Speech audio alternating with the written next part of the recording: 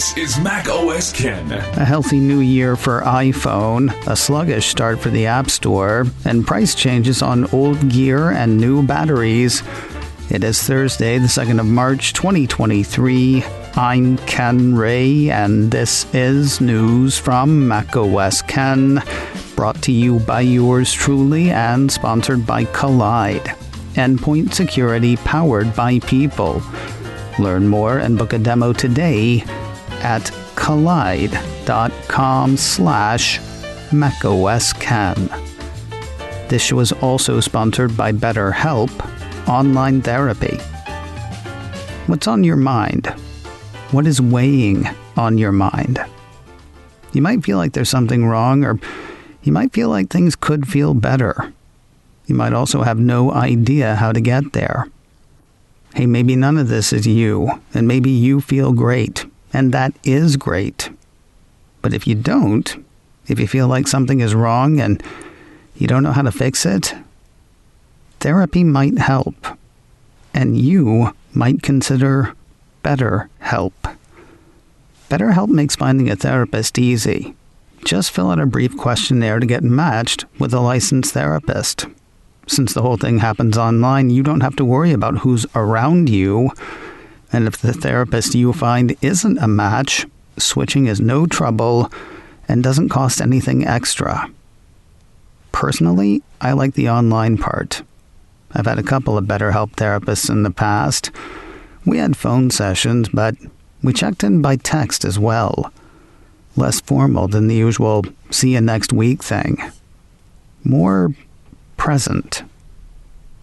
If you're thinking of starting therapy, give BetterHelp a try. Discover your potential with BetterHelp. Visit betterhelp.com/macOSCen today to get 10% off your first month. That's BetterHelp, HELP.com/macOSCen.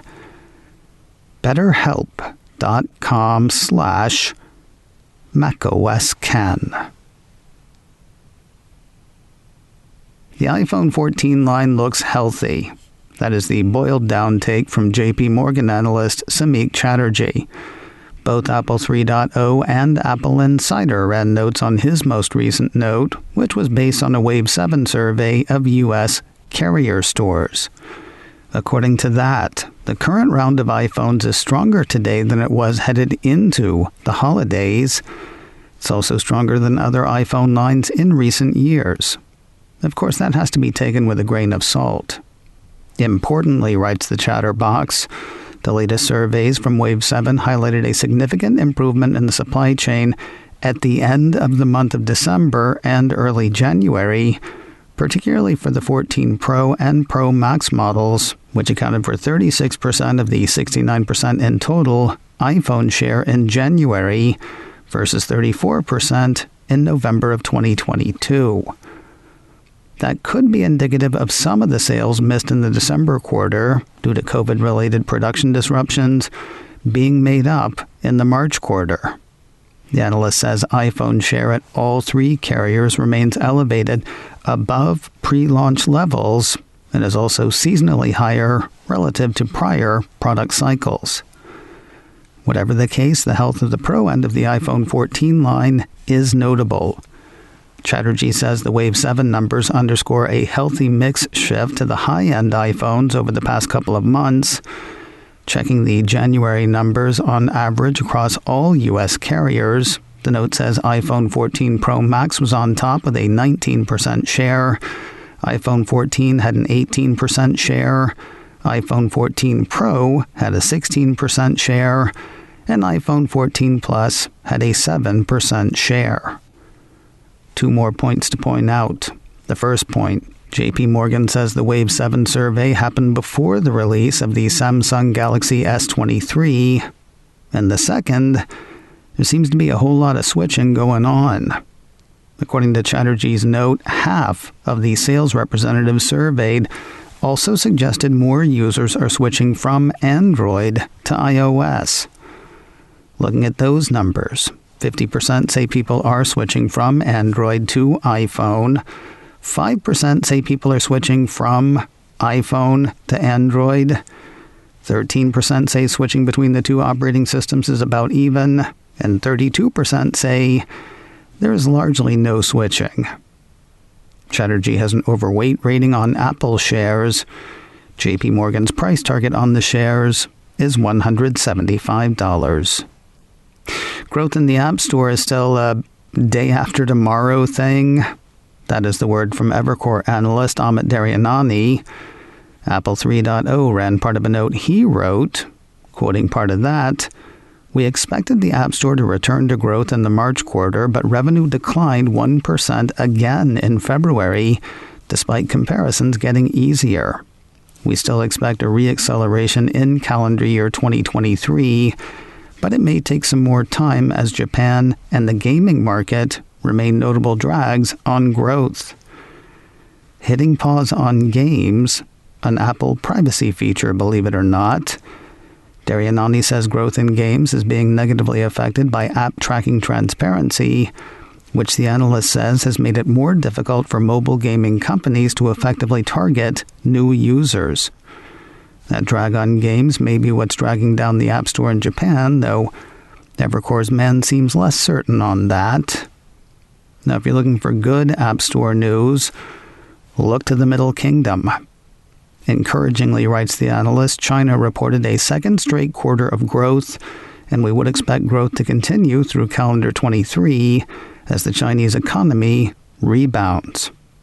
While the lack of App Store growth is notable, Daryanani still expects growth from Apple's services segment this quarter, with subscriptions and entertainment making up the shortfall.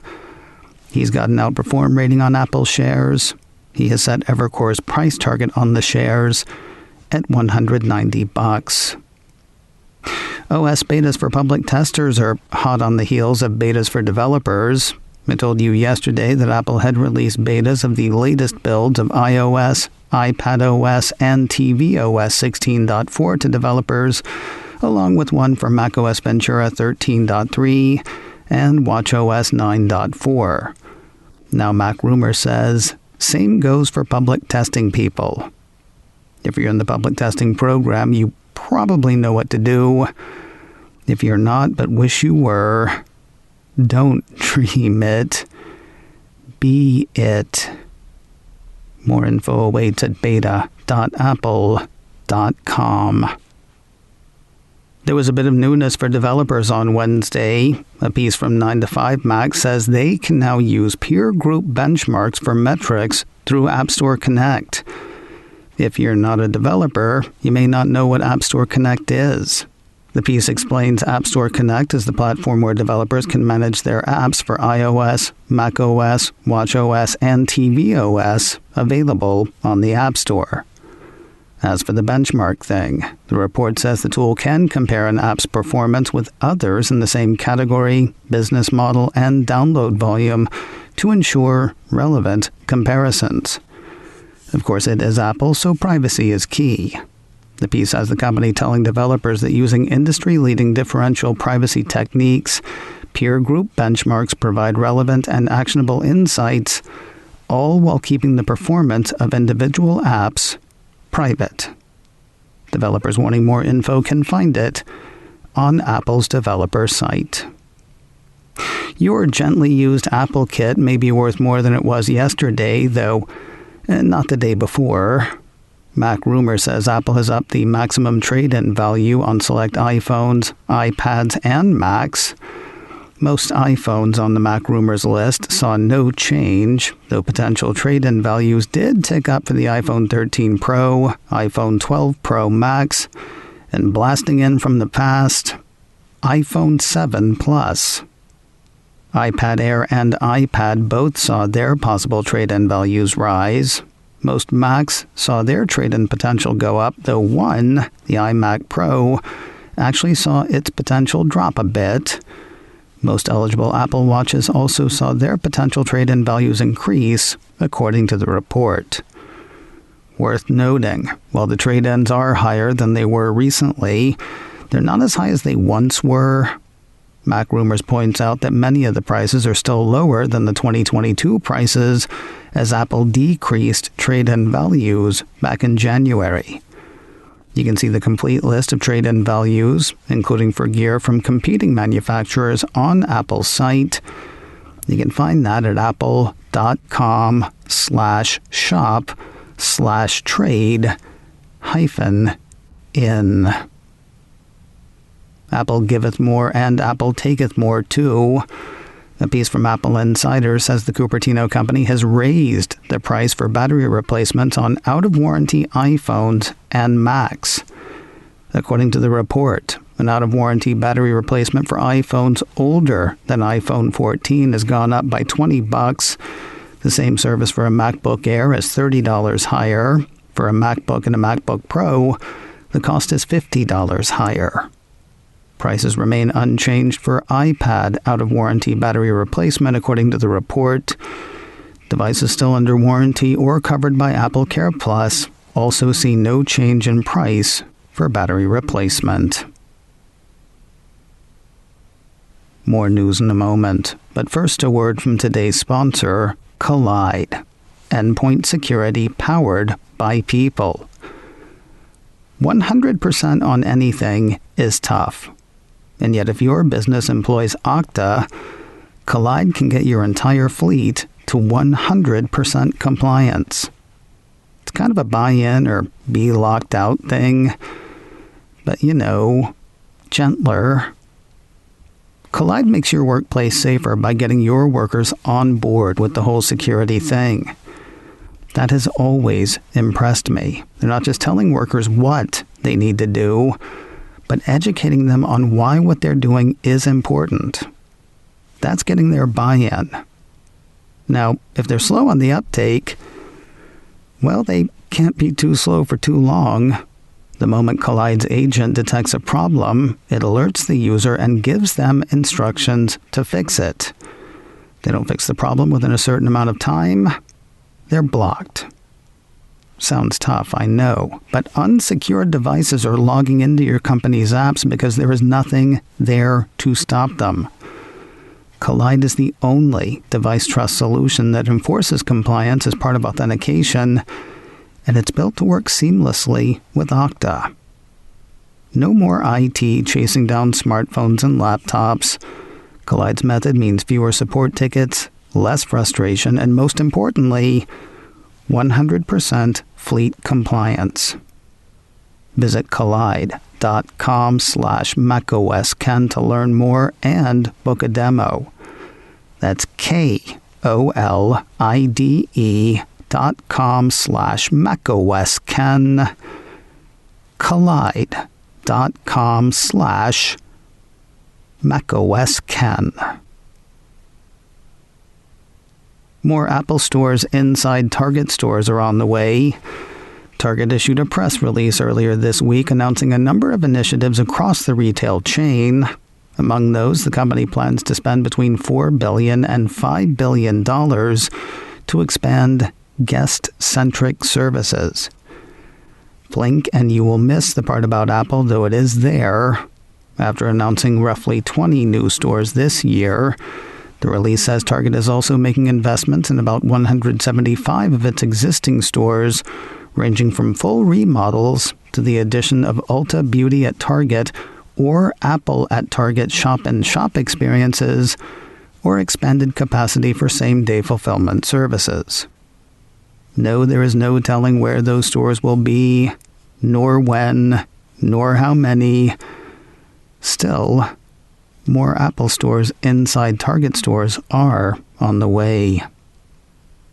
More Apple TV on more TVs. Apple Insider says new TVs in Sony's Bravia line now support Cupertino's many answers to television. Although the TVs are based on Google's Android TV system, the report says each model supports the Apple TV app, AirPlay 2 for wireless streaming, and HomeKit for controlling various smart home devices. They also have compatibility with Amazon Alexa and Google services like Assistant Voice Search. So not an exclusive deal, but a deal's a deal. New models with the compatibility include X93L and X95L Mini LED, X90L Full Array LED, A95L QD OLED, and A80L OLED. One day, a TV maker is going to get the simplicity of iPhone, iPad Pro, MacBook Air. Want to make the TV that everyone will buy? Name it something that everyone will remember. Nobody asked me. Nobody cares. Whatever.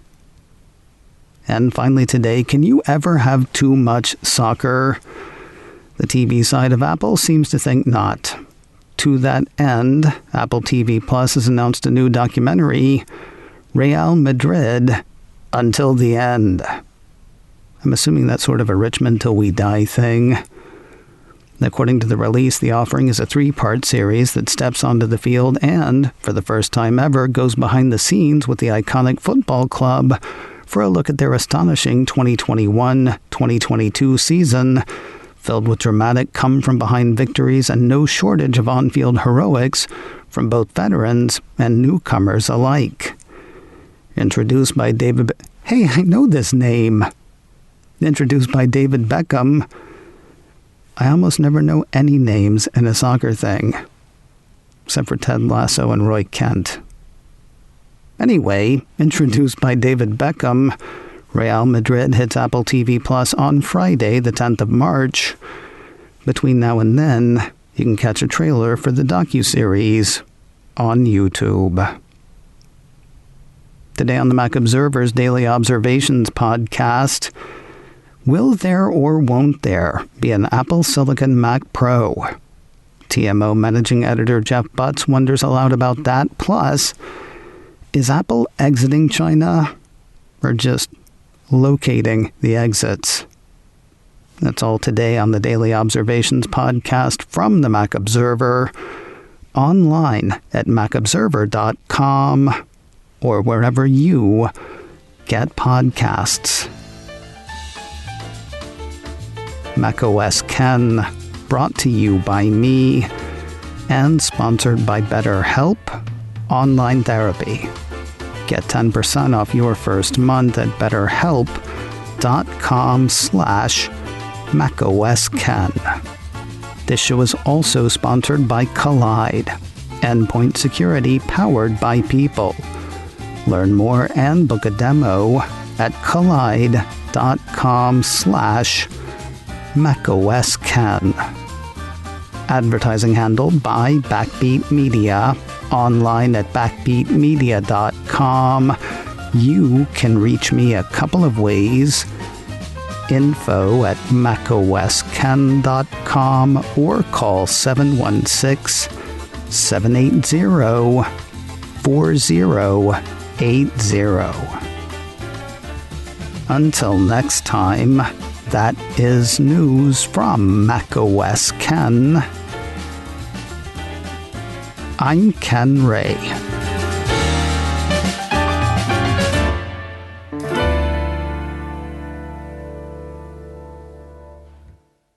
Ciao.